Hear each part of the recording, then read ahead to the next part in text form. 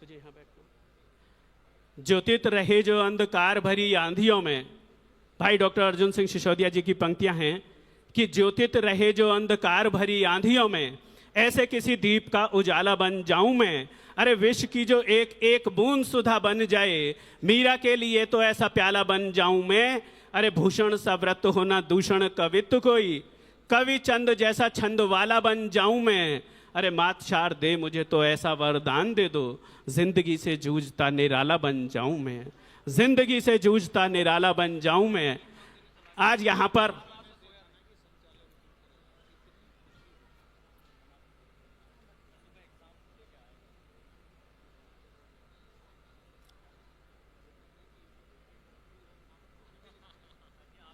मां भारती के बेटे दीप प्रज्वलित करते हुए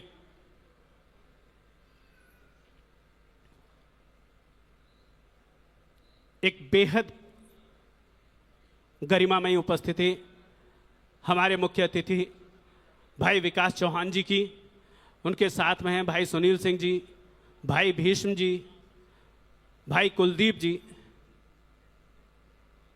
और हमारे सभी कवि श्रेष्ठ।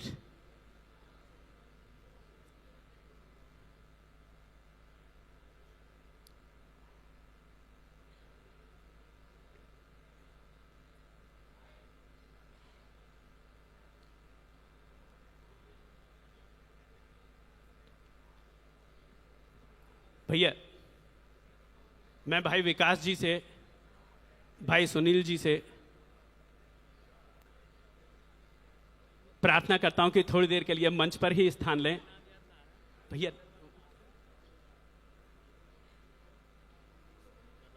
थोड़ी देर,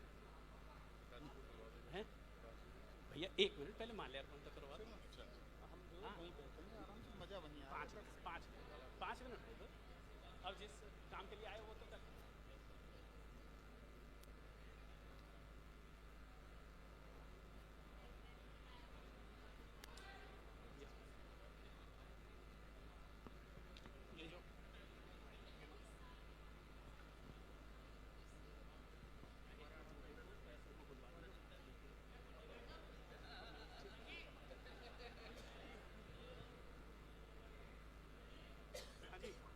भैया कोई कॉल आ रही है।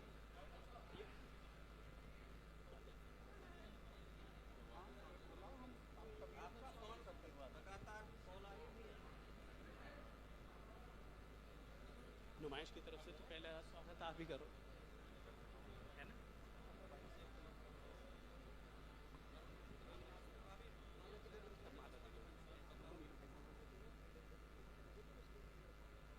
किसी एक को और बुला लो। जी भैया, मैं सबसे पहले हमारे जो मुख्य अतिथि हैं उनके माल्यार्पण के लिए, कार्यक्रम जिला प्रदर्शनी का है तो जिला प्रदर्शनी की तरफ से मैं भाई सुनील जी को यह दायित्व देता हूं कि आप हमारे मुख्य अतिथि जी का माल्यार्पण कर उनका स्वागत करें। और पूरे सदन से चाहता हूं कि एक बार जोरदार तालियों के साथ हमारे मुख्य अतिथि जी का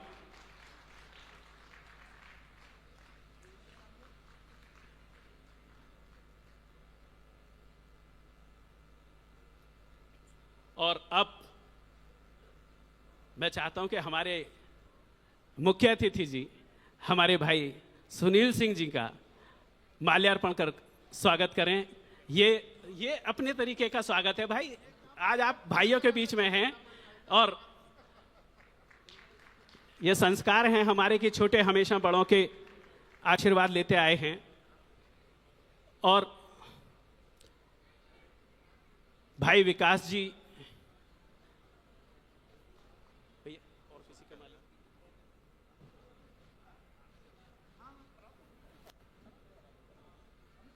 बिल्कुल, मैं भाई विकास जी से चाहता हूं कि आज के हमारे मुख्य अतिथि हैं और वो इस दायित्व को निर्वाह करें कि हमारे अतिथि कवि जो हमारे मध्य उपस्थित हैं, आप सभी को माल्यार्पण कर एक तरफ से इधर सबसे पहले हमारे भाई राम बाबू सिकरवार जी यहाँ पर उपस्थित हैं, जो धौलपुर राजस्थान की धरती से हमारे बीच उपस्थित हुए हैं।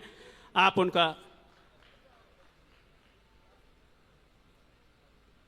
इस बुलंदशहर में आपका स्वागत है। इधर भाई मनोज कुमार मनोज जी हमारे मध्य उपस्थित हैं। मेरठ क्रांति धारा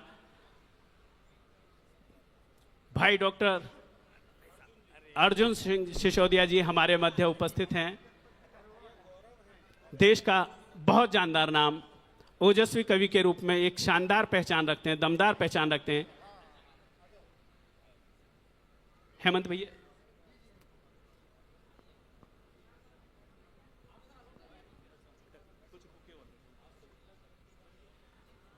हमारी आदरणीय डॉक्टर कीर्ति काले जी भी हमारे मध्य उपस्थित हुई हैं। भाई विकास जी से चाहता हूं कि बुके भेंट कर उनका स्वागत करें।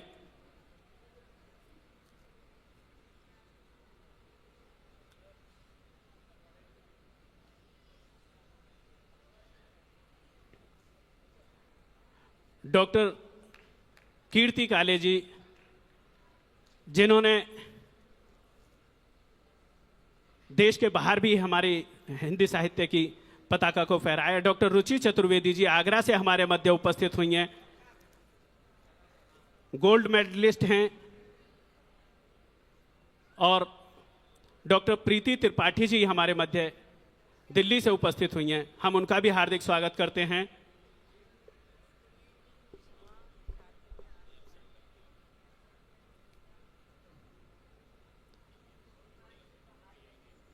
हमारी छोटी बिटिया पावनी हमारे मध्य उपस्थित हैं, हम उनका भी हार्दिक स्वागत करते हैं। बहुत बहुत अभिनंदन है इस बुलंदशहर की धरती पर आपका।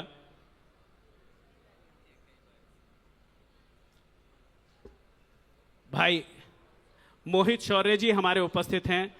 मोहित शौर्य जी के साथ साथ हमारे भाई सुनहरी लाल वर्मा जी,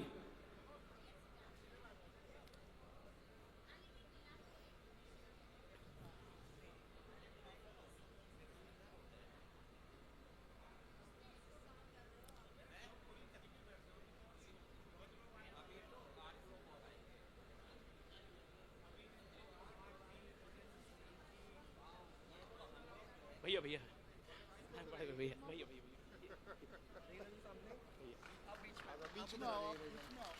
भैया भैया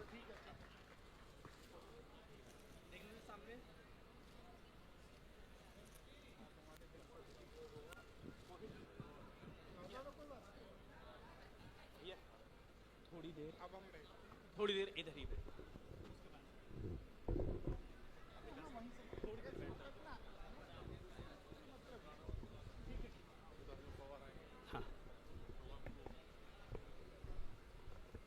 हमारे अतिथि महोदय ने हमारे आज का ये अतिथि सत्कार और मां सरस्वती के बेटों का स्वागत किया। और अब समय हो चला है, क्योंकि हमारे मुख्य अतिथि जी ने कहा है कि हम सामने बैठकर आज के इस काव्य उत्सव का आनंद लेंगे। तो मैं चाहता हूं कि क्यों ना इस कार्यक्रम को अब विधिवत रूप से, और भैया जी भैया ये बता दो लंबी टीम है सब, कोई नहीं।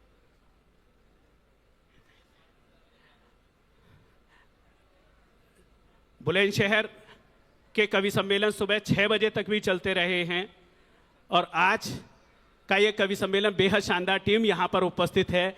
सर्वप्रथम आदरणीय दीदी डॉक्टर कीर्ति काले जी मां सरस्वती की वंदना प्रस्तुत करेंगे। उसके बाद भाई मनोज कुमार मनोज जी राष्ट्र वंदना करेंगे और उसके बाद कवि सम्मेलन अपने तरीके से आगे बढ़ेगा।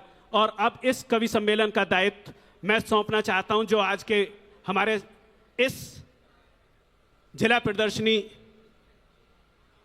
का जो ये आज का अखिल भारतीय कवि सम्मेलन हमारे सिटी मजिस्ट्रेट सर ने, हमारे भाई सुनील सिंह जी ने सजाया है, उस कवि सम्मेलन को विधिवत शुरुआत देने के लिए मैं आमंत्रित करता हूं। ना ना ना माने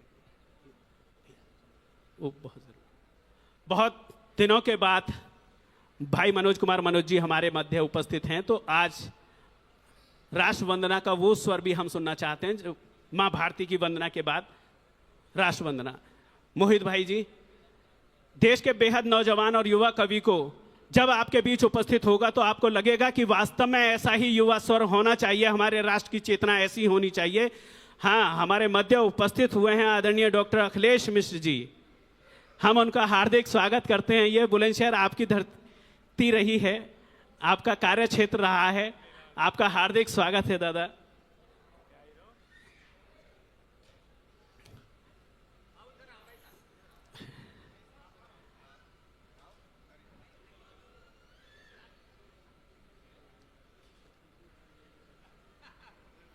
बुलंदशहर में प्रशासनिक पदों पर शोभायमान रहे आदरणीय डॉक्टर अखिलेश मिश्र जी। एडीएम का दायित्व भी आपके कंधों पर रहा और आज बेहद नितांत आत्मीय अनुरोध पर हमारे मध्य उपस्थित हैं। मैं एक बार विकास भैया को पुनः आमंत्रित करता हूं कि जब आपने हमारे सारे कवियों का स्वागत किया है तो आज का ये स्वागत, ये दायित्व आप ही के द्वारा संपन्न हो।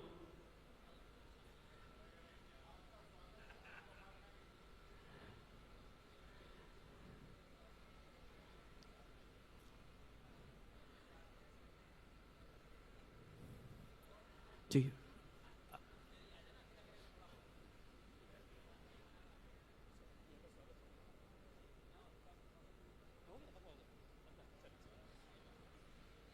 भाई मोहित जी, आप अपने दायित्व को संभालें।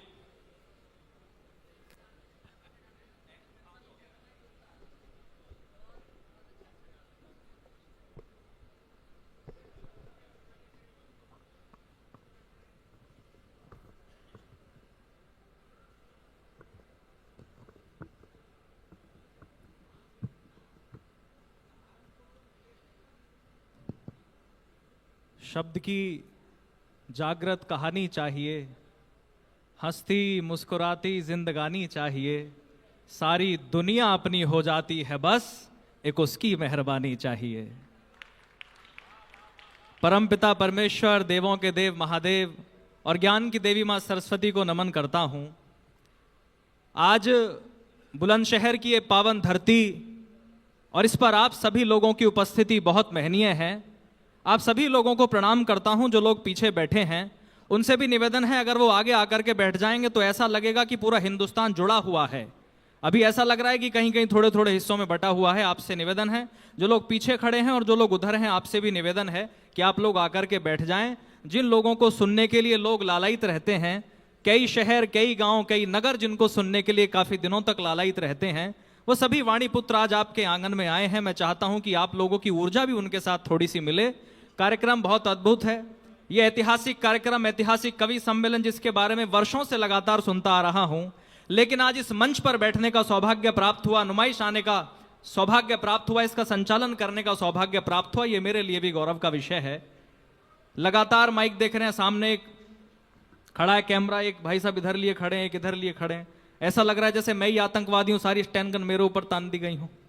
लेकिन माहौल बड़ा खूबसूरत है, बहुत अच्छा है। ये वो धरती है सर, जब जब हिंदुस्तान की सरहदों ने शीश मांगे तो सबसे ज्यादा शीश थाली में सजा करके जो बेटे दे के आए वो धरती बुलंदशहर होती है, वो बेटे बुलंदशहर के होते हैं। जब जब साहित्य की जरूरत पड़ी, चाहे खेल की जरूरत पड़ी, चाहे राजनीति की जरूरत देश को पड़ी, सबसे आकर के झंडा लेकर के जिन्होंने आवाज बुलंद की, वो धरती बुलंदशहर की होती है। मैं आप सभी को प्रणाम करता हूं, इस रज को अपने मस्तक पर लगाता हूं। और देखिए, एक बात मैं पहले ही कह दूं कि जितने भी लोग आज कवि सम्मेलन सुनने के लिए बैठे हैं, वो इस बात का बिल्कुल मलाल ना करें। जो लोग घर पर रह गए हैं उनको जरूर मलाल होगा कि कितनी शानदार चीज उन्होंने छोड़ी है। यहां जो लोग बैठे हैं, मैं अक्सर कहता हूं कि कवि सम्मेलन कोई एंटरटेनमेंट का साधन नहीं होते। जो भी लोग इस कार्यक्रम की नींव में, बुनियाद में लगे हैं, वो इस बात के लिए प्रणम्य हैं कि आप चाहते तो कोई और कार्यक्रम भी करा सकते थे, लेकिन आपने कवि सम्मेलन चुना। मैं एक बात बड़ी जिम्मेदारी के साथ पूरे मंच का आशीर्वाद लेकर के कह देना चाहता हूं कि अगर पूरे देश में संस्कारों के नाम पर, संस्कृति के नाम पर, कल्चर के नाम पर, इमोशंस के नाम पर कहीं कुछ बचा है तो वो आप जैसे लोगों की बदौलत बचा है, आप लोगों के श्रम की बदौलत बचा है। और मैं अक्सर कहता हूं कि कवि सम्मेलन कोई एंटरटेनमेंट का साधन नहीं होते। मंच भी इस बात पर आशीर्वाद दे और आप लोगों तक ये बात पहुंचे। कवि सम्मेलन कोई एंटरटेनमेंट का साधन नहीं होते। कवि सम्मेलन इस देश में और समाज में बढ़ रहे विसंगति के वातावरण को शुद्ध करने के लिए किया गया एक यज्ञ है, जिसमें हम लोग मंत्र उच्चारण के लिए आते हैं और आप लोग आहुति लगाने के लिए आते हैं।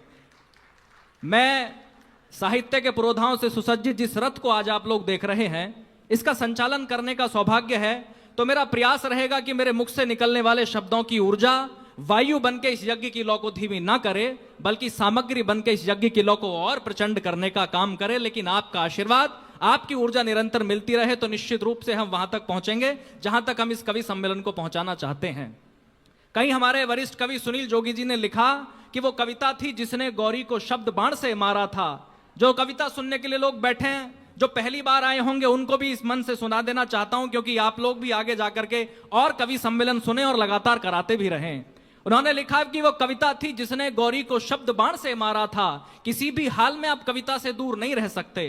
वो कविता थी जिसने गौरी को शब्द बाण से मारा था, वो कविता थी जिसने दिनकर के स्वर में हुंकारा था। वो कविता है जो मानस बनकर घर घर गाई जाती है, वो कविता है जिसको गाकर आरती सजाई जाती है। वो वंदे मातरम कविता थी सब गोरे आग बबूले थे, वो वंदे मातरम कविता थी सब गोरे आग बबूले थे। वो कविता थी जिसको गाकर सेनानी फांसी झूले थे, वो कविता थी जिसको गाकर सेनानी फांसी झूले थे।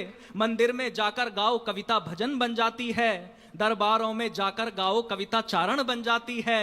रंगों के बीच अगर गाओ कविता होरी बन जाती है, माँ का स्वर मिल जाता है कविता लोरी बन जाती है।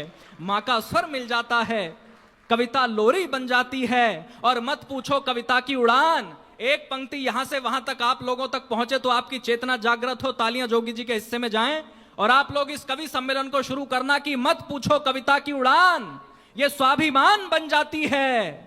वो कविता है जो सवा अरब का राष्ट्रगान बन जाती है, वो कविता है जो सवा अरब का राष्ट्रगान बन जाती है। ये देश कहीं ना सो जाए रातों को जागा करते हैं। ना जाने कितनी रातों से सारे के सारे वाणी पुत्र जाग रहे हैं, लेकिन उसके बावजूद भी आपके बीच में कविता सुनाने के लिए आए हैं। ये देश कहीं ना सो जाए रातों को जागा करते हैं, इसकी खुशहाली की खातिर हम मन्नत मांगा करते हैं। ये सूर कबीरा के वंशज जिनका वंदन करिए, दोनों हाथ उठा करके कवियों का अभिनंदन करिए। दोनों हाथ उठा करके कवियों का अभिनंदन करिए, दोनों हाथ उठा करके कवियों का अभिनंदन करिए। अब मुझे लगा कि आप लोग थोड़ा सा कविता सुनने के उस क्रम में आ गए हैं जिस क्रम में आपको आना चाहिए था।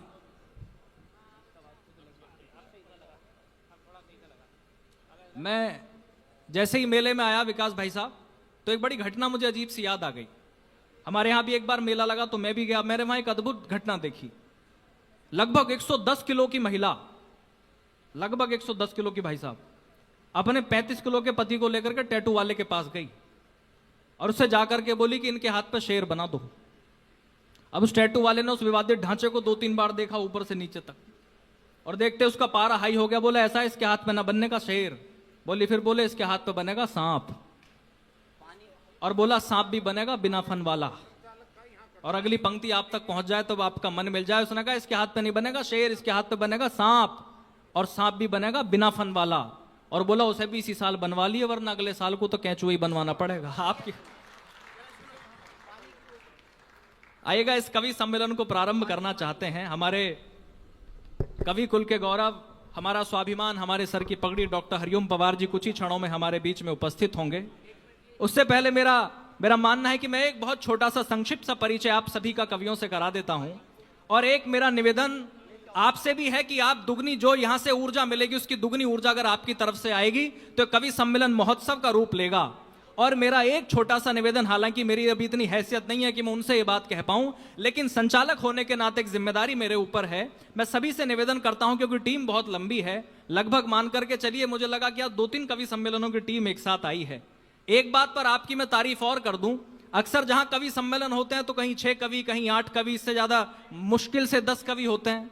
इंडिया की टीम की बात करें तो 11 खिलाड़ी होते हैं, 14 बाहर बैठते हैं, 3 खिलाड़ियों को एक्स्ट्रा में रखा जाता है। ये बुलंदशहर वालों की दरिया दिली है कि 14 कवियों को आपने बुलाकर के मंच पर बिठाया है। इस बात के लिए आप तालियां बजाइए, कितना बड़ा दिल आप लोग रखते हैं।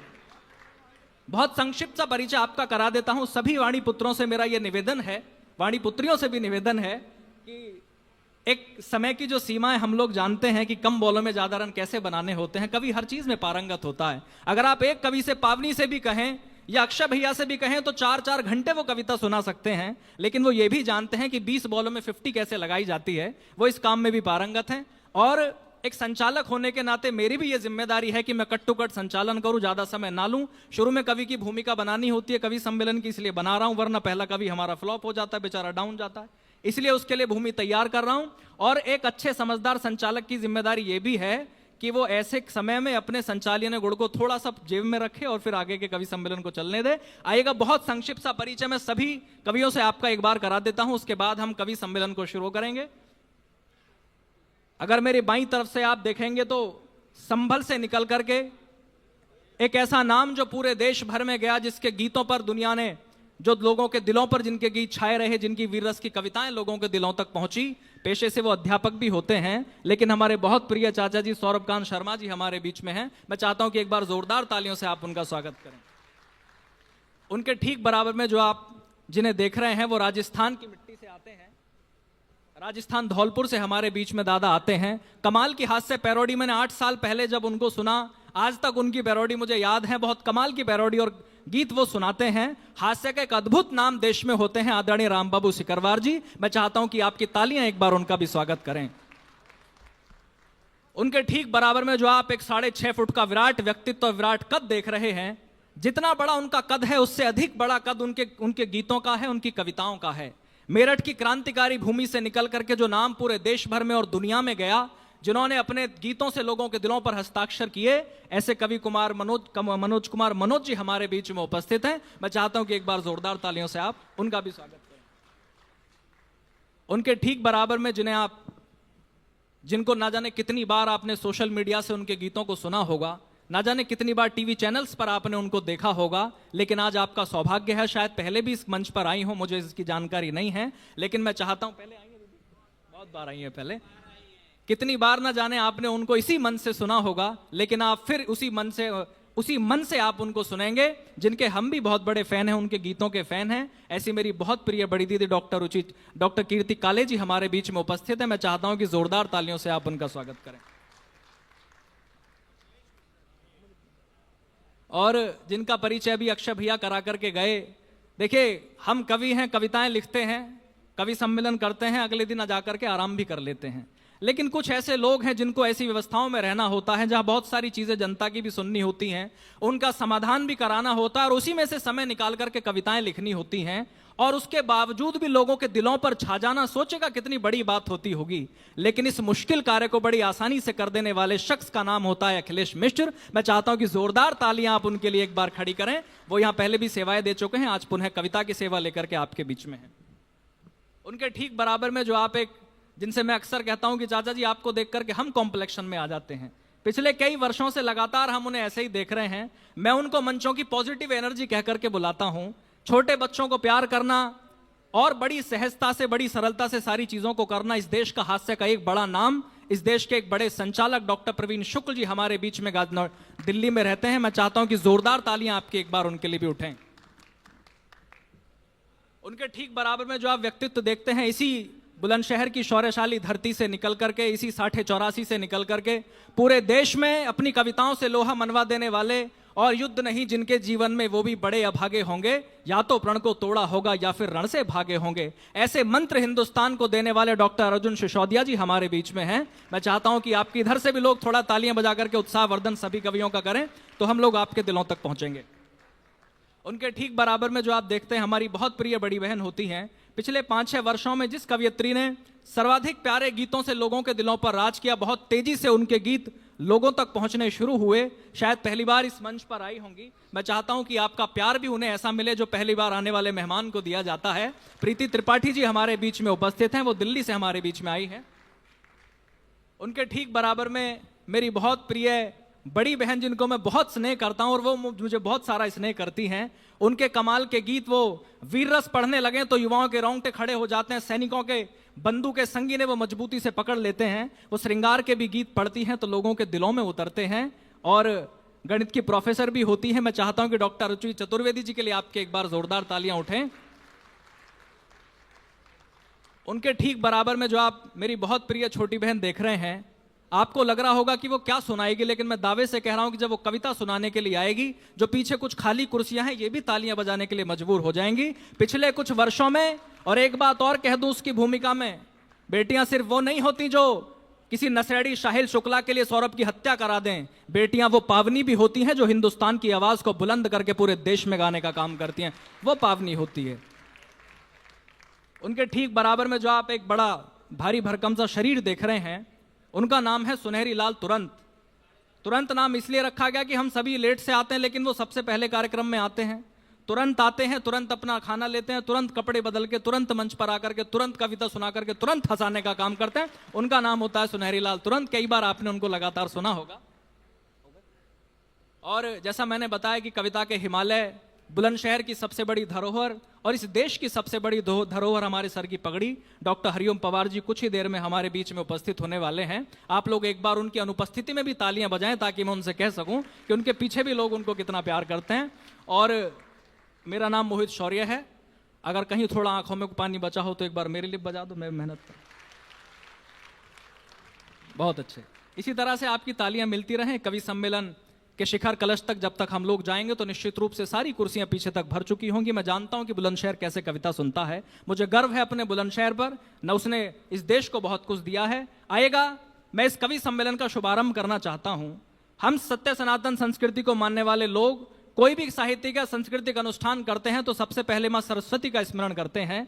मां सरस्वती का स्मरण करने के लिए, उनकी वंदना के लिए मैं उनकी सबसे लाडली बेटी और इस देश की लाडली बेटी डॉक्टर कीर्ति काले जी को आमंत्रित करना चाहता हूं। मैं चाहता हूं कि वो आए, मां सरस्वती की वंदना करके इस कार्यक्रम का शुभारंभ करने की हमको अनुमति दें। आपकी तालियां उनको माइक तक लेकर के आए, वो मां सरस्वती की वंदना करें। आदरणीय कीर्ति काले जी।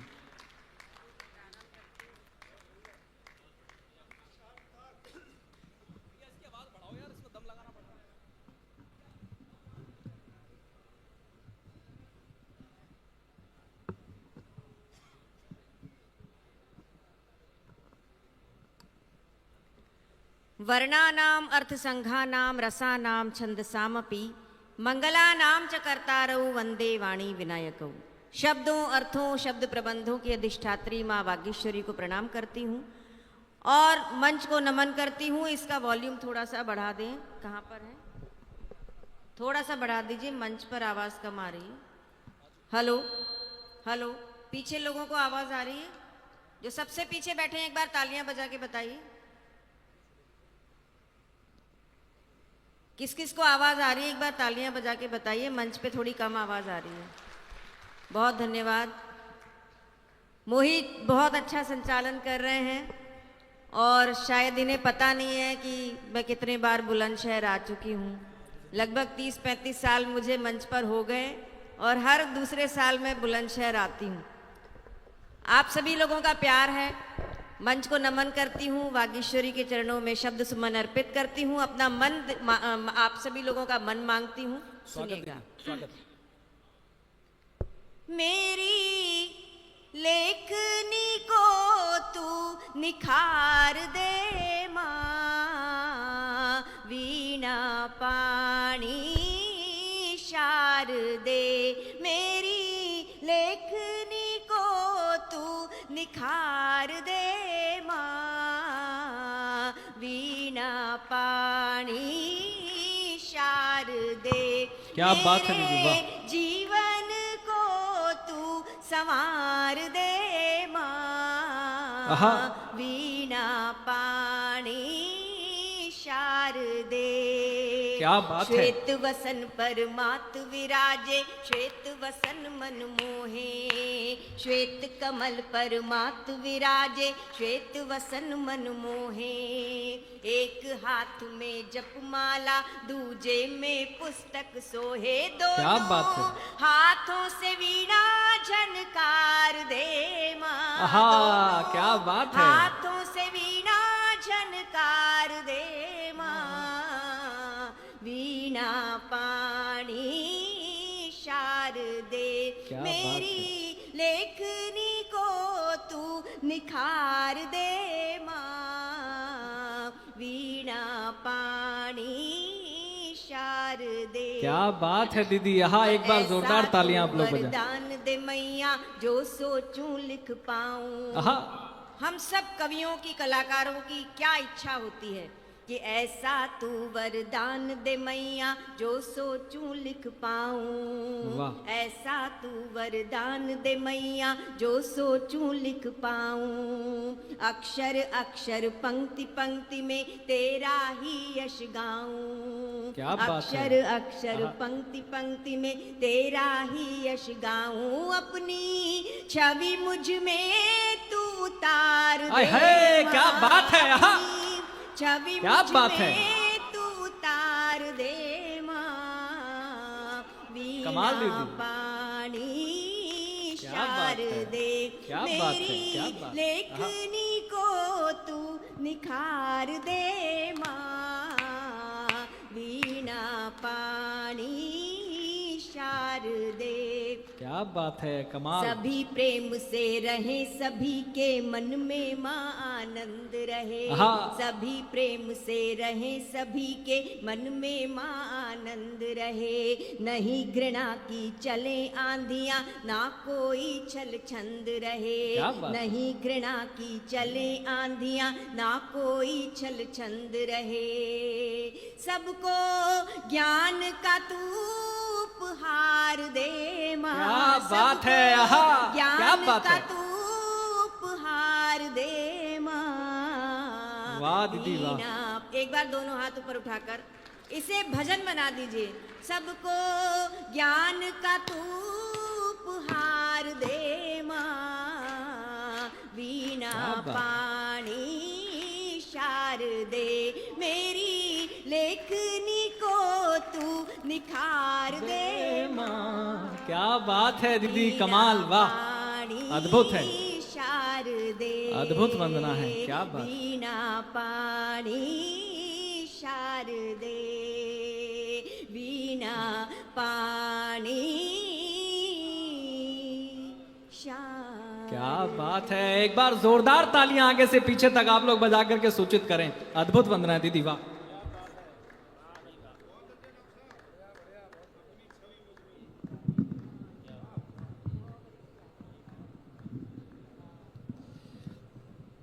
बहुत अद्भुत माँ सरस्वती की वंदना दीदी ने की।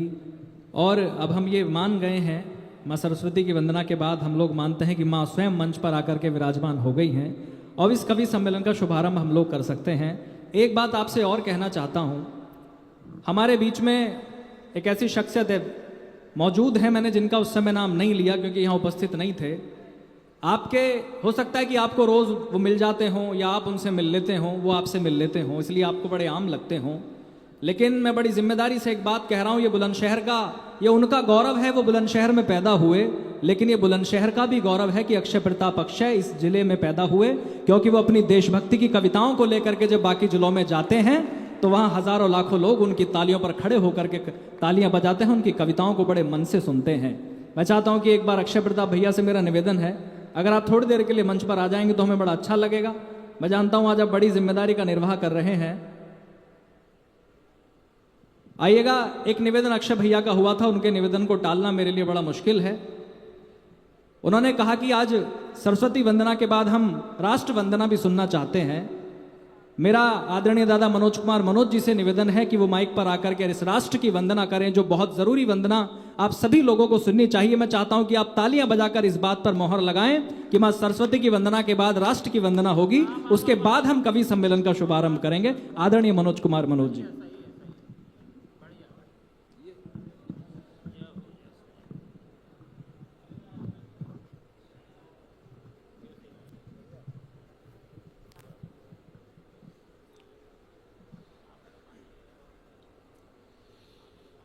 परम प्रबुद्ध मंच को प्रणाम करता हूं। एक बहुत ही खूबसूरत आध्यात्मिक रचना के बाद अपनी सांस्कृतिक वंदना हमने की, मां शारदा की वंदना की। चलिए अपने देश की वंदना कर लेते हैं। स्वागत दादा, स्वागत।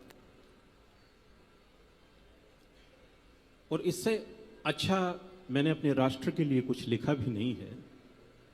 कुछ शब्द आपको अर्पित करता हूं, अपने राष्ट्र को अर्पित करता हूं, जिसके लिए जयशंकर प्रसाद ने कहा, अरुणीय मधुमेह देश हमारा।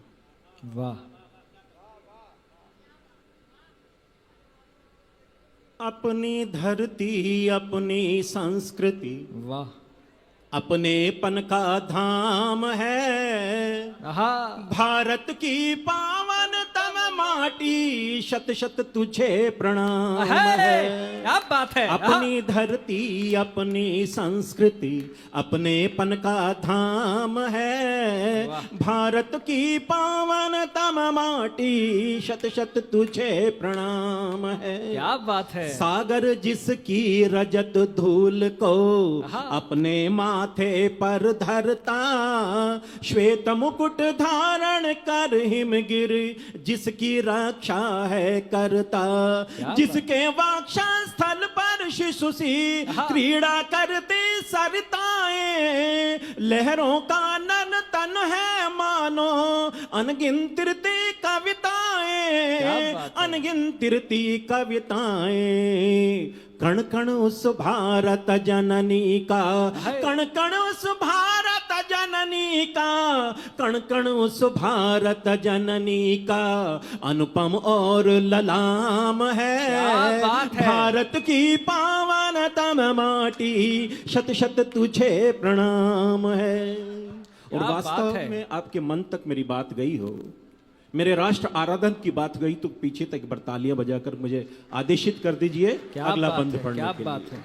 कमाल दादा, अद्भुत। और कविता देखिए, पूनम की रातों में चंदा दीपक राग सुना जाए, तारों जड़ी चुनरिया ओढ़े अमा शाम लाइट लाए। क्या पंक्ति है। तारों जड़ी चुनरिया ओढ़े अमा शाम लाइट लाए, उषा पहले के आंचल पर सूरज स्वर्णिम जाल बुने, चरवाहे की बांसुरिया पर बहे सुरों की मधुर धुने, बहे सुरों की मधुर धुने। अनुपम इसकी छटा निराली, अनुपम इसकी छटा निराली, अनुपम इसकी छटा निराली, यह धरती अभिराम है। क्या पंक्ति है। भारत की पावन तम माटी, शत शत तुझे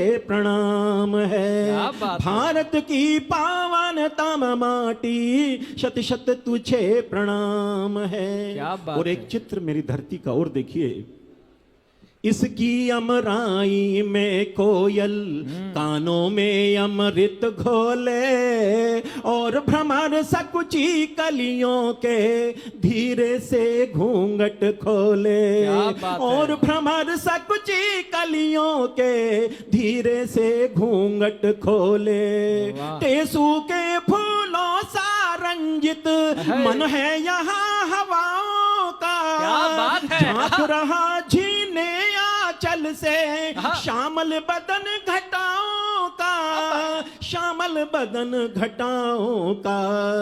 हर पल में खुशियों का मेला, हर पल में खुशियों का मेला, हर पल में खुशियों का मेला। उत्सव आठों याम है, भारत की पावन तम माटी, शत शत तुझे प्रणाम है। भारत की पावन तम माटी, शत शत तुझे प्रणाम है। क्या अद्भुत वंदना है। और पूरी दुनिया में आप घूम आइए, जो सांस्कृतिक खुशबू अपनी मिट्टी में है, बहुत सारे देश में, और मेरे मित्र जो रचनाकार हैं वो बहुत सारे देश गए हैं, लेकिन अगर जो खुशबू अपनी मिट्टी में है, जो सांस्कृतिक खुशबू यहां है, वो पूरी दुनिया में नहीं है मित्रों। एक बंध में थोड़ा सा इसको बाद में आप, मेरा भैया से निवेदन है, आप शीघ्र रख के इसको। मित्रों, कविता एक ऐसी झील है, उसमें अगर एक छोटा सा भी अगर कंकड़ मार देते तो पूरी झील में विक्षोभ हो जाता है। और ये वो गीत है जिसको मंचों से ज्यादा मुझे पुस्तकों में पढ़ा गया। हजारों स्कूलों में ये गीत मेरा पढ़ाया जाता है, मैं आपके सामने प्रस्तुत कर रहा हूं। मेरा मन है एक बार जोरदार तालियां बजा करके आप मनोज जी को पुनः मन दे। क्या कमाल की राष्ट्र वंदना उन्होंने की है। आहा, भारत के लोक जीवन को समर्पित यह बंद पढ़ता हूं। भैया थोड़ी देर बैठ जाओ।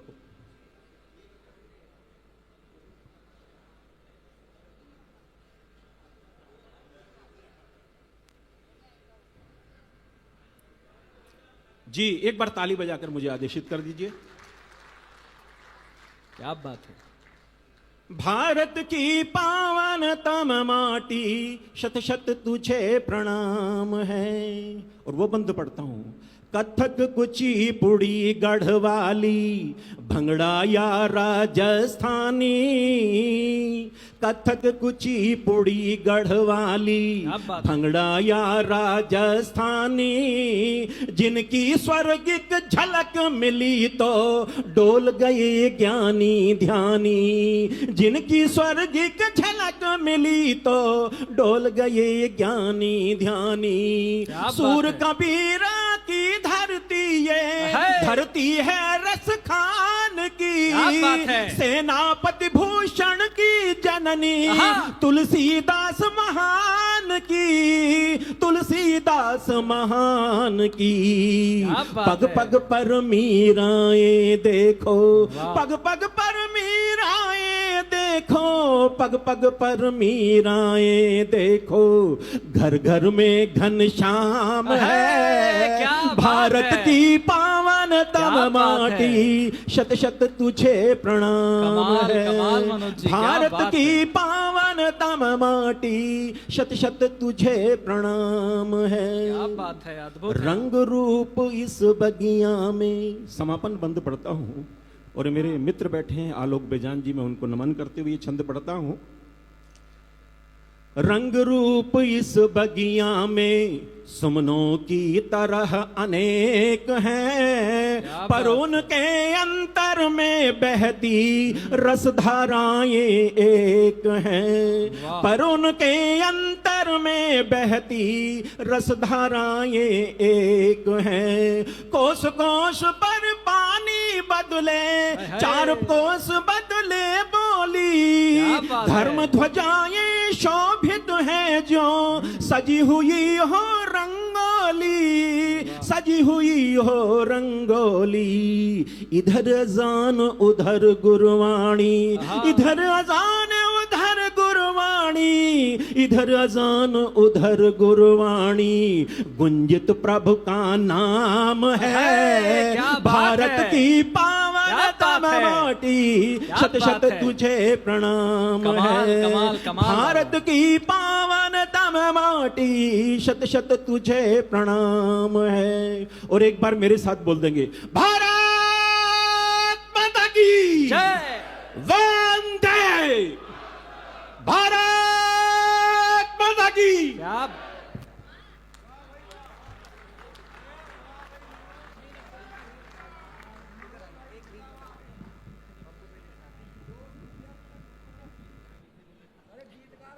अक्सर कवि सम्मेलनों में माँ सरस्वती की वंदना होती है, लेकिन यहाँ राष्ट्र वंदना का भी जब जिक्र हुआ तो कई लोगों ने पूछा कि यह आज नया कुछ होने वाला है।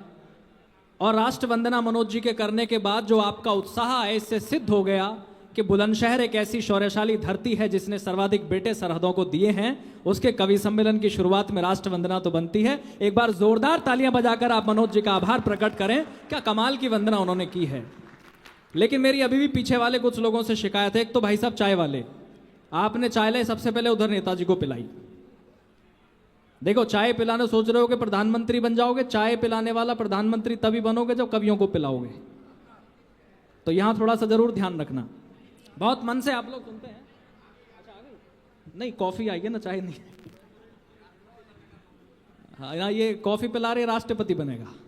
देखिए, आप लोग बहुत अच्छा सुन रहे हैं, मन से बहुत अच्छी राष्ट्र वंदना हुई। लेकिन पीछे के कुछ लोगों से शिकायत है कि शिकायत ये है कि आप तालियां थोड़ी सी कम बजा रहे हो।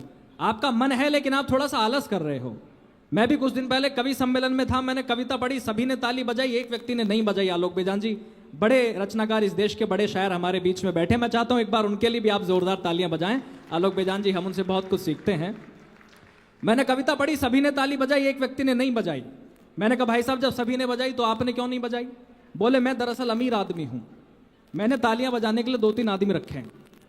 मैंने चुटकुला पढ़ा तो सभी हंसे, वो हंसा भी नहीं। मैंने कहा भाई साहब आप तो हंसे भी नहीं।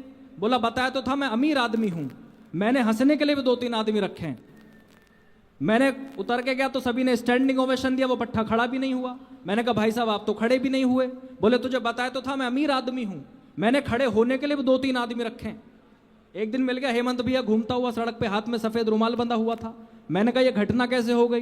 बोले भाई साहब मेरी शादी हो गई है। मैंने कहा शादी हो गई है तो भाभी जी के साथ हनीमून पे नहीं गए? बोला अमीर आदमी हूं। कुछ लोगों के अभी भी अगले साल समझ में आएगी। मैं जैसे ही अंदर आया तो 2-4 लोग देख के मुझे हंसने लगे। मैंने कहा हंस क्यों रहे हो, जोकर लग रहा हूं क्या? बोले नहीं, पिछली साल जो बोल के गया था वो आज समझ में आया है। तो इसलिए आप सभी लोगों से निवेदन है कि आप लोग जो पीछे तक भी बैठे हैं पहले तो वो आगे आ जाएंगे तो बड़ा अच्छा लगेगा, और तालियों की ऊर्जा थोड़ी सी, तालियों का घनत्व बढ़ाएंगे तो हमें लगेगा कि हमारी बात आप तक पहुंच रही है, बड़े मन से आप लोग सुन रहे हैं। आएगा इस कवि सम्मेलन का सबसे पहला पुष्प आपके बीच में रखना चाहता हूं। अक्सर कवि सम्मेलनों की शुरुआत होती है तो कोई युवा कवि आकर के कविता पढ़ता है, लेकिन एक और अद्भुत बात इस बुलंदशहर के इस कवि सम्मेलन की यह है कि नवरात्रे चल रहे हैं, माँ की आराधना हम लोग कर रहे हैं, और इस कवि सम्मेलन का सरस्वती वंदना आदरणीय कीर्ति काले दीदी ने की, तो आज इस कवि सम्मेलन का शुभारंभ भी हम एक देश की बेटी से कराना चाहते हैं। हमारे बीच में पावनी है। मैंने 4 पंक्तियां कभी लिखी कि जो खुशबू प्यार की देते ये उन फूलों की डाली हैं। कॉमनवेल्थ से लेकर के ओलंपिक तक जब एक मेडल की तलाश में 150 करोड़ का देश टीवी के सामने बैठा था तो पहला मेडल बेटियों ने दिलाने का काम किया। 4 पंक्तियां पावनी को माइक तक लेकर के आएंगी और आपकी तालियां बजाएंगी कि आप तालियां सूचित करेंगे कि आप कवि सम्मेलन को कैसा बनाना चाहते हैं। मैंने कहा कि जो खुशबू प्यार की देते ये उन फूलों की डाली हैं, जो खुशबू प्यार की देते ये उन फूलों की डाली हैं, बनी परिवार की खातिर कभी दुर्गा व काली हैं, जहां बेटों ने घर की मर्यादा रख दी है ताक पर, वहां इन बेटियों ने बाप की पगड़ी संभाली है। एक बार जोरदार तालियां बजा करके आप पावनी को आदेशित करें, वो आए और अपना काव्य पाठ करें।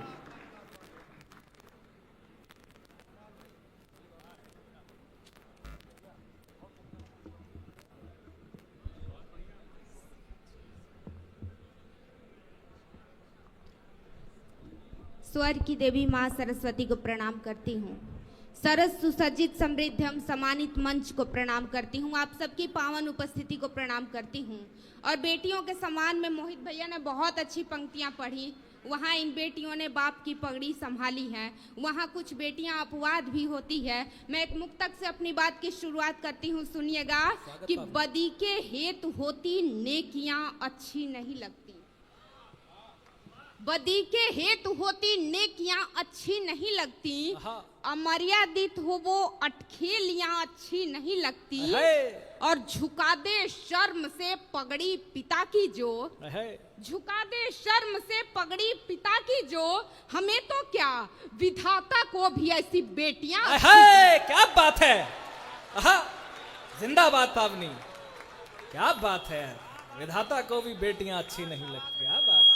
बहुत बहुत आभार। कुछ मुक्तक आपके बीच रखती हूँ, उसके बाद एक रचना आपके बीच पढ़ूंगी कि हमें स्वीकार है प्रस्ताव, हम ये खेल खेलेंगे।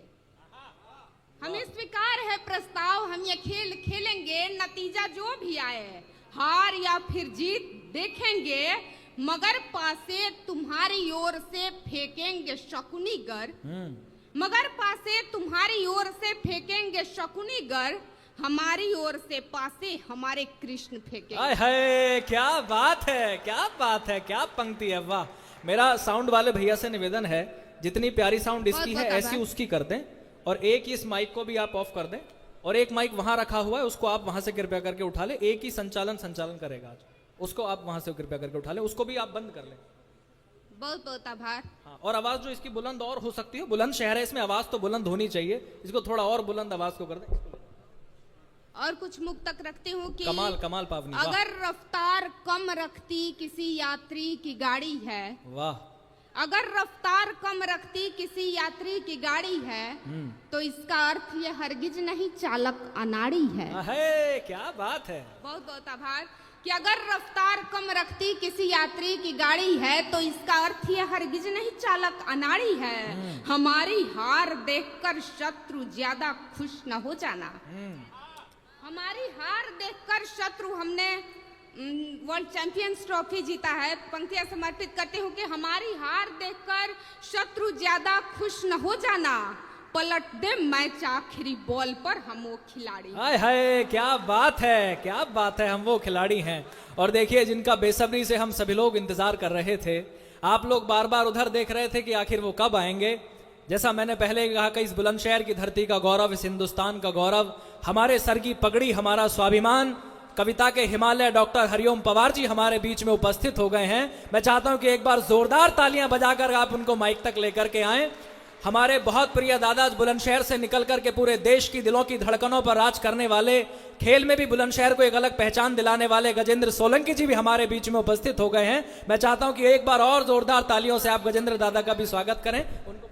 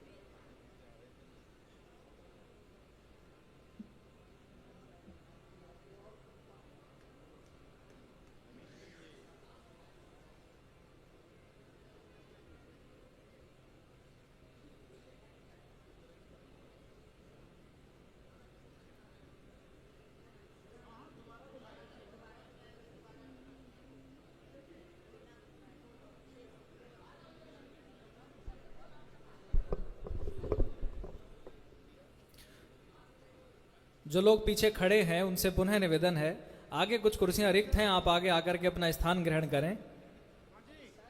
कवियों को जितना नजदीक से आप देखेंगे और सुनेंगे उतना कवि आपके दिलों में उतरेंगे। कुछ लोग उधर खड़े हैं, उनसे भी निवेदन है कृपया करके आप अपना आगे आकर के स्थान ग्रहण करें। जिनको काफी समय से जिनका इंतजार आप कर रहे थे, डॉक्टर हरिओम पवार जी हमारे बीच में उपस्थित हो गए हैं। अब कोई और कवि आने शेष नहीं है, इसलिए सभी से निवेदन है आप कृपया करके गेट से आकर के सामने अपना स्थान ग्रहण कर लें।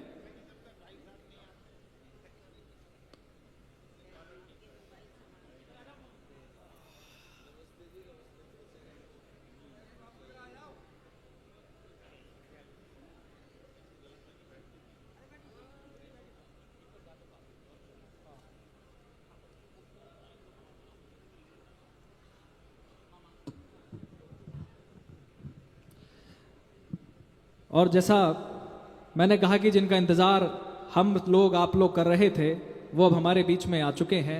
और एक बहुत बड़ी विशेषता बताऊं, पावनी मुक्तक पढ़ रही थी, उसने दूसरी पंक्ति पढ़ी तो दद्दू उधर से आए, तो इधर से कई लोगों ने इशारा किया कि दद्दू आ गए हैं।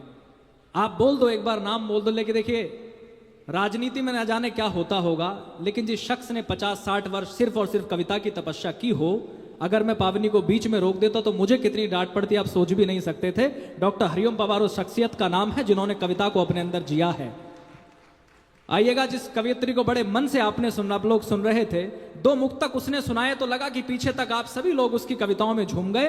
मैं चाहता हूं कि उसका क्रम टूटा है, लेकिन आप लोग यहां से वहां तक तालियां बजा करके ये सूचित करें कि आप पावनी को अभी और सुनना चाहते हैं। मैं पावनी से निवेदन करता हूं वो आए और अपनी कविता आप सभी लोगों को सुनाए।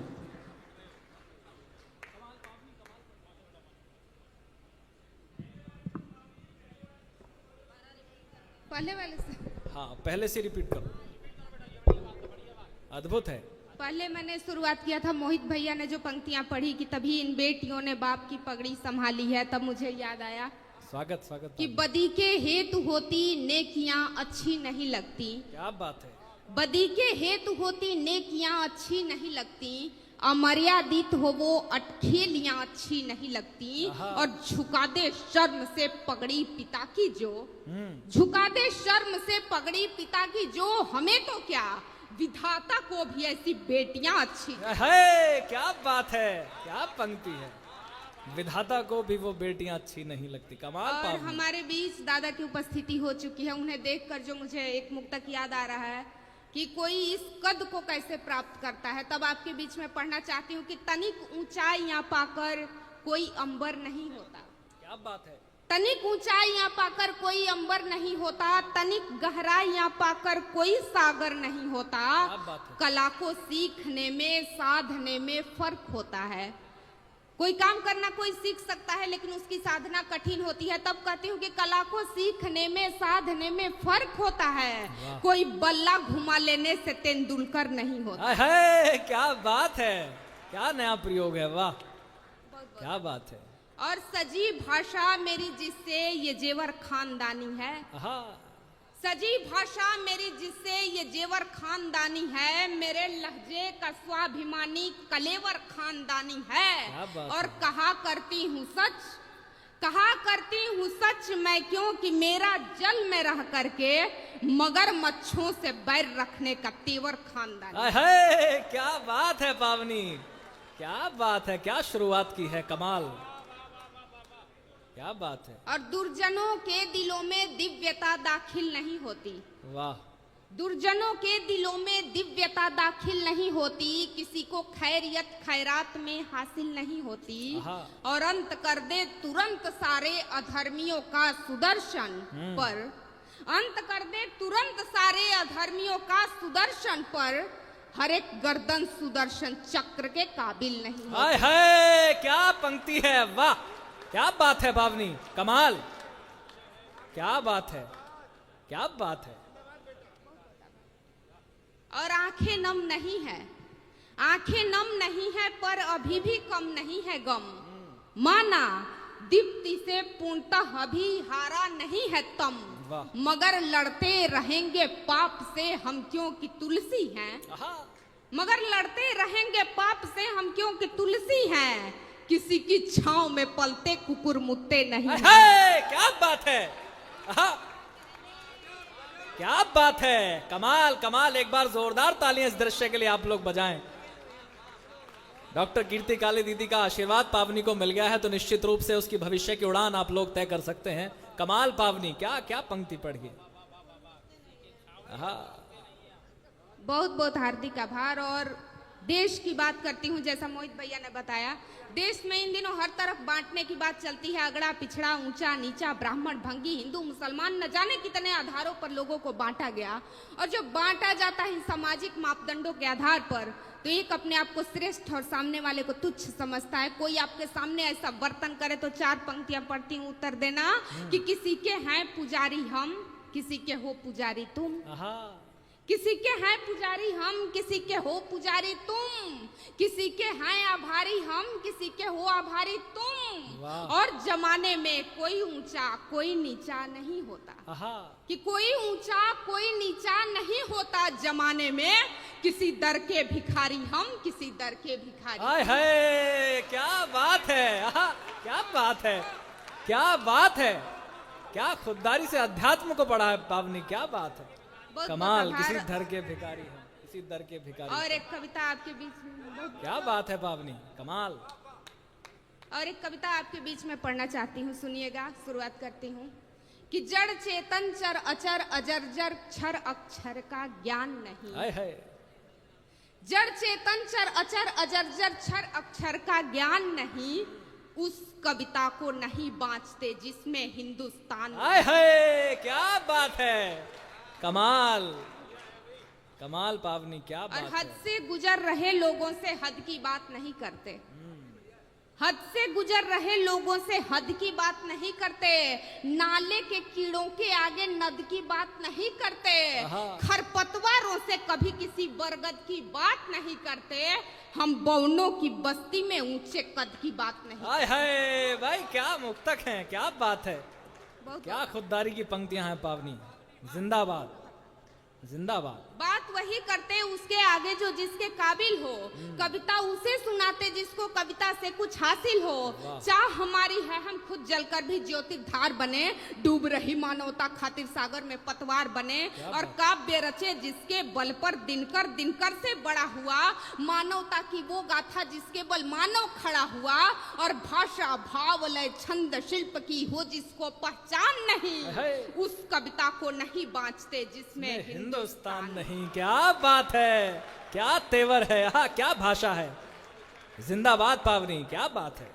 बहुत बहुत आभार। कमाल और पढ़ रही हो। दूसरा वाह। बंद रखती हूँ कि शून्य किया था परिभाषित जिसने देकर अपनी भाषा, ऐसे विश्व गुरु भारत की हम क्या लिखें परिभाषा। फिर भी एक प्रयास करती हूँ कि शून्य किया था परिभाषित जिसने देकर अपनी भाषा, ऐसे विश्व गुरु भारत की हम क्या लिखे परिभाषा। अगर मान ले ये दुनिया एक मंदिर रूपी इमारत है, अगर मान ले ये दुनिया एक मंदिर रूपी इमारत है, तो बेशक उस मंदिर का भगवान हमारा भारत है। हाय हाय भाई, क्या बात है, क्या बात है, कमाल पावनी, कमाल। उस भारत के वासी हम हर संकट का रुख मोड़े हैं, उस भारत के वासी हम हर संकट का रुख मोड़े हैं, लहरों से खिलवाड़ किए हैं और हम भंवर का तोड़े हैं, काल चक्र की चाल घटाया और बढ़ाया करते हैं, किस्मत रेखा स्वयं रचाया स्वयं मिटाया करते हैं, और हमियों धाजो खेल चुके हैं बचपन में मझधारों से, हमको नींद नहीं आती है थपकी और दुलारों से। हाय हाय भाई, क्या बात है पावनी, कमाल।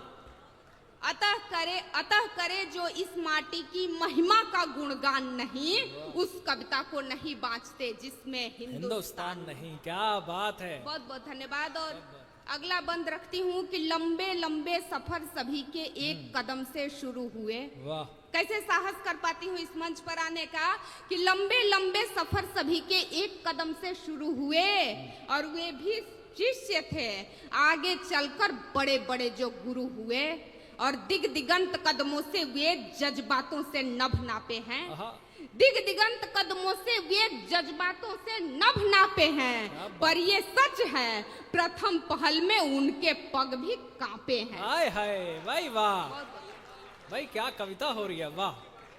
इन्हीं अनुभवों को हम जीवन पथ पर पढ़ते चलते हैं, इसीलिए हर समय हर समर निर्भयता से लड़ते हैं, औरों की जीवन की रक्षा खातिर स्वयं जिया करते, जितना बने जरूरतमंदों का ही पक्ष लिया करते, और शंकर की हम संतानें शंकर सम कार्य किया करते, अमृत देकर औरों को हम विष को स्वयं पिया करते। हाय हाय, क्या बात है, कमाल। और इसीलिए सम्मोहन मारन उच्चाटन स्तंभन का हो भान नहीं। वाह। सम्मोहन मारन उच्चाटन स्तंभन का हो भान नहीं, उस कविता को नहीं बाँचते जिसमें हिंदुस्तान। हाँ, क्या बात है, क्या बात है।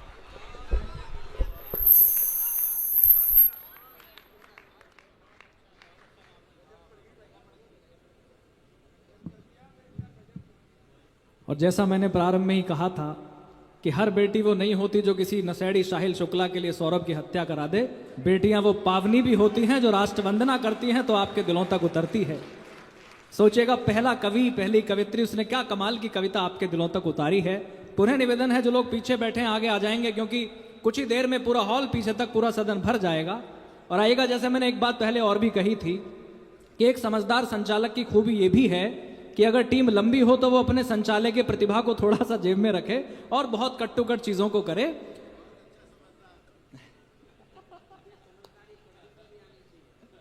और मेरा पुनः दद्दू ने जो आदेश किया, मैं वही आदेश करने भी वाला था।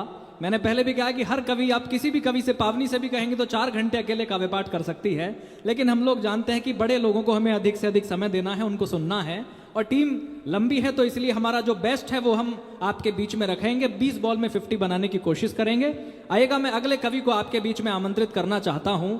हालांकि उनका क्रम थोड़ा और पीछे होना था, लेकिन वक्त की नजाकत है, वक्त की मांग है कि सुनहरी लाल तुरंत तक इस माइक पर तुरंत आ जाएं और आपकी तुरंत तालियां बजा करके इस बात को सूचित करें कि आप लोग सुनहरी लाल तुरंत जी को सुनने के लिए बड़े लालायित हैं, बड़े उत्सुक हैं। मैं चाहता हूं कि और जोरदार तालियां आप उनके कद की बजा करके सूचित करें। आदरणीय सुनहरी लाल तुरंत जी।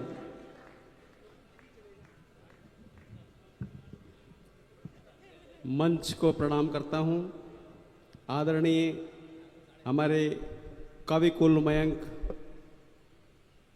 पवार जी को मैं विशेष प्रणाम करता हूं कि उनकी उपस्थिति में मैं कविता पढ़ रहा हूं, और आप सभी को विशेष से विशेष प्रणाम इसलिए है कि आप हम सबको सुनने के लिए यहाँ बैठे हैं जिनकी घर पे कोई नहीं सुनता। बहुत बहुत धन्यवाद। कि प्यार ही प्यार लुटाओ तो मजा आएगा, प्यार ही प्यार लुटाओ तो मजा आएगा, थोड़ा हमको भी निभाओ तो मजा आएगा। और कुर्सियां क्या हैं, लकड़ियों के चंद टुकड़े हैं, अपनी पलकों पे बिठाओ तो मजा आएगा। बात है, क्या बात है। मस्त रहिए, जिंदगी को आनंद लीजिएगा। मैं केवल 2 मुक्तक सुनाऊंगा आपको और ज्यादा नहीं सुनाऊंगा कुछ भी। एक तो मेरी पहचान का ये है कि छत टपके तो फव्वारों का मजा लेते हैं। छत टपके तो फव्वारों का मजा लेते हैं, और टूटे कमरे में बहारों का मजा लेते हैं। क्या बात है। टूटे कमरे में बहारों का मजा लेते हैं। वाह। और मूंगफलियों को भी बादाम समझ खाते हैं, और बेर खा करके छुआरों का मजा लेते हैं। जिंदाबाद, क्या बात है। और साहब हम दिल्ली के लोग हैं। रहता मैं जन्म तो मेरा हाथरस का है। जब मैं पढ़ता था गांव में तो मेरी मम्मी और दादी कहती थी ज्यादा पढ़ रहा है, ऐसा लग रहा है बिलेंसर जाए वो। बुलंदशहर नहीं कहती, बिलेंसर कहती थी। आज मैं बुलंदशहर में आया हूं इतना 70 साल का होने के बाद। क्या बात है। आप सभी को प्रणाम। और दिल्ली के लोग इतने कट्टर ईमानदार होते हैं, आपने देखा ही होगा कि ईमानदारी के टुकड़े करके काट काट के कीमा बना दिया। क्या बात। ईमानदारी की परिभाषा ही बदल गई कि बंद पैकेट का नया माल बदल देते हैं, और लोग बनते ही बड़े चाल बदल देते हैं। क्या बात है। और हम तो उनसे भी सनम 4 कदम आगे हैं। यूपी वाले हैं। हम तो उनसे भी सनम 4 कदम आगे हैं। साल होता नहीं ससुराल बदल देते हैं। क्या बात है। कमाल कमाल तुरंत जी, क्या बात है।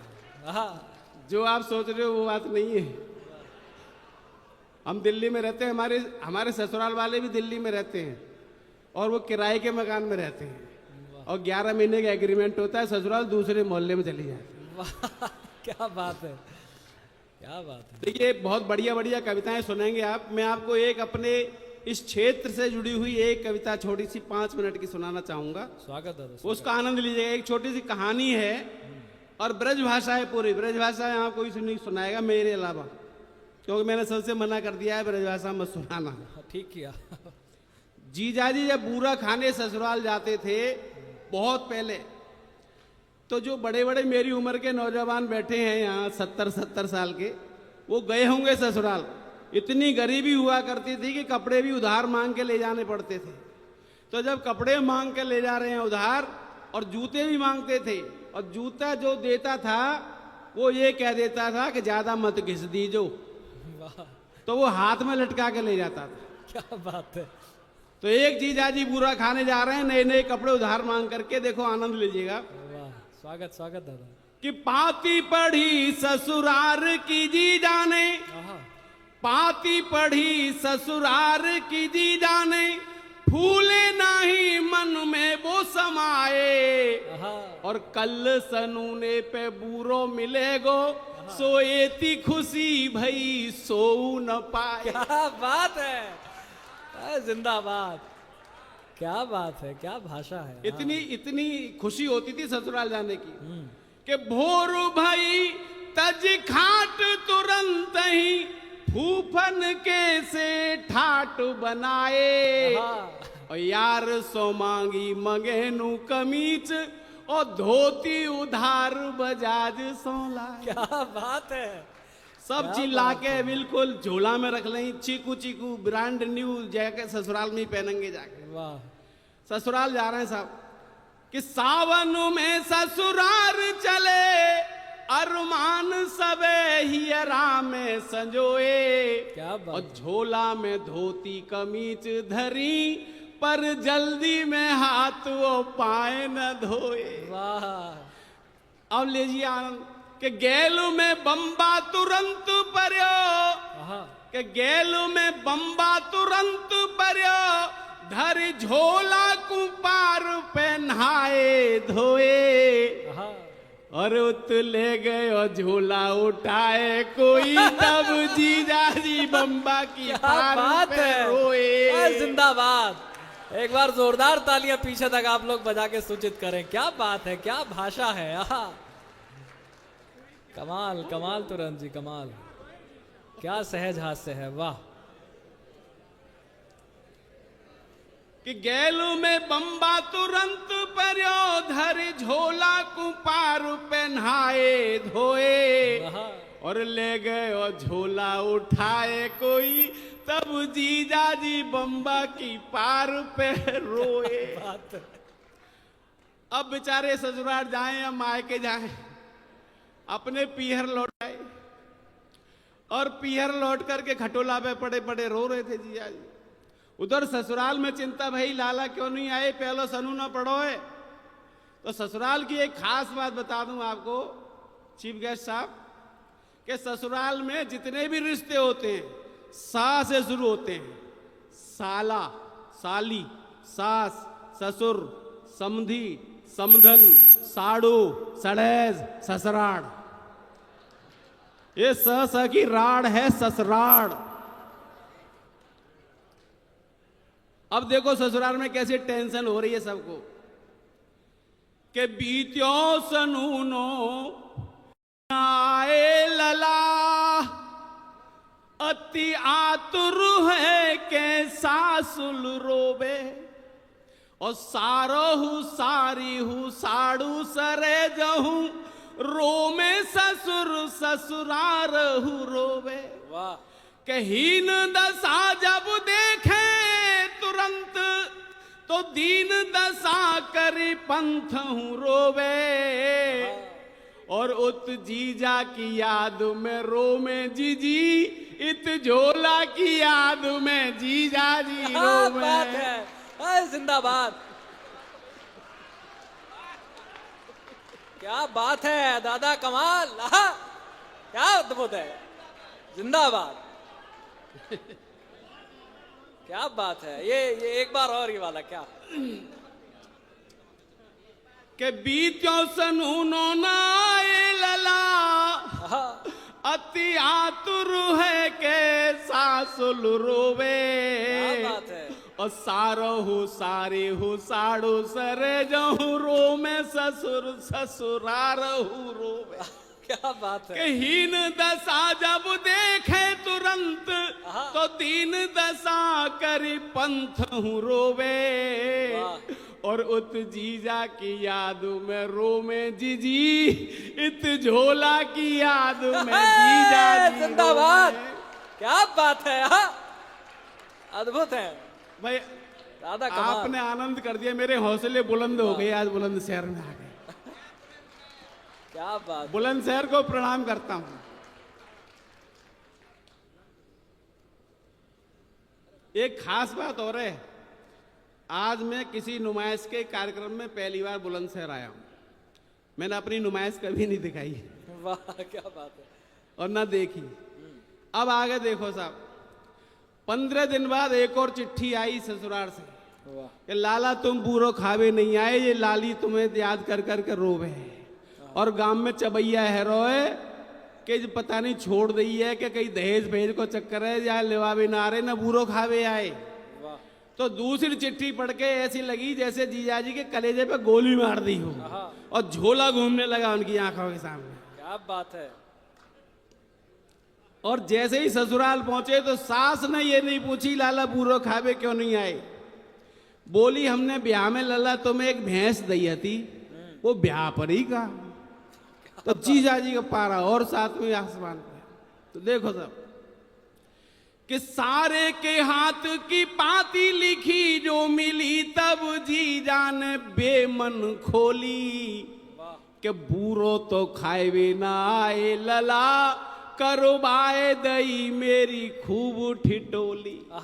अब ले जाओ लाली लिबाए तुरंत, जो बात पढ़ी तो लगी जैसे गोली। और जीजा जी जो रिसियाए भये ससुरार गए तब सासुल बोली। वाह। क्या बोली जो मैंने बात बताई थी कि आओ ललायत बैठो खटोला पे। हाँ, खटोला तो आप जानते होंगे सब लोग, वाह। खाट का बेटा, बैन भी हो गया हरियाणा में खाट का बेटा, एक और खाट का नाती भी होता है उससे छोटा। कि आओ ललायत बैठो खटोला पे। देखो हमारे यहाँ कितनी बढ़िया तरीके से चर्चा होती है और पता नहीं लगता गाली कब दे दी। कि आओ ललायत बैठो खटोला पे, ब्याह परी का वो भैंस हमारी, और डारो का बतराओ जरा, कछु बात सुने हम आज तिहारी। अब देखिए आनंद लिए ससुराल में जीजा जी के जवाब कि कछु बात सुने हम आज तिहारी। कि जीजा जी बोले रिसाए तुरंत ही, ब्याह परी मेरी सास पजारी। क्या बात है, जिंदाबाद। कि जीजा जी बोले रिसाए तुरंत ही, ब्याह परी मेरी सास पजारी, और डारो हो मेरो ससुर पड़रा, मर सारो गयो सो बिक गई सारी। वाह, क्या बात है। हाँ, अद्भुत है आप। हाँ, जिंदाबाद दादा। बड़े बड़े समझ गए लाला गुस्सा में। लड़की बोली, छोटी साली बोली कि बिक गई साली, मैं क्यों बिक गई।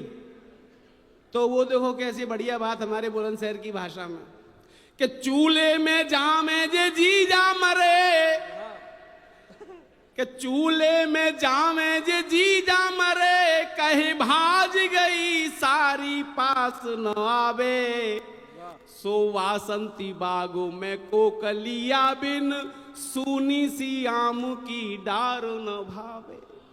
तो छोटी सी बात न कोई कहे, तब मोटी सी बात तुरंत सुनावे, और कैसे रहे मन मार के जीजा को, सारी बिना ससुरार न भावे। क्या बात बोलो है। सत्यनारायण भगवान की।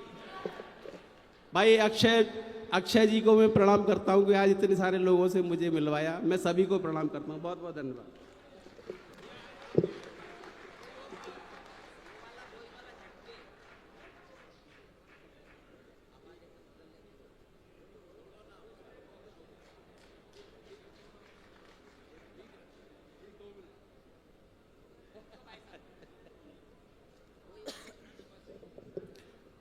हमारे आदरणीय बड़े भाई साहब का आदेश है, एक और आपको बताऊं। देखिए शब्दों का उलटफेर कैसे होता है। यू टर्न ले लो जिंदगी में, आप जिंदगी में सुखी रहोगे। यू टर्न अगर कहीं आप फंस जाओ तो चाहे झूठ बोलनी पड़े, बच के निकल जाए इस दुनिया से, यू टर्न मार दो एकदम। दरअसल बात क्या है कि मेरे साथ 11वीं क्लास में एक लड़की पढ़ती थी, उसका नाम था राम दुलारी।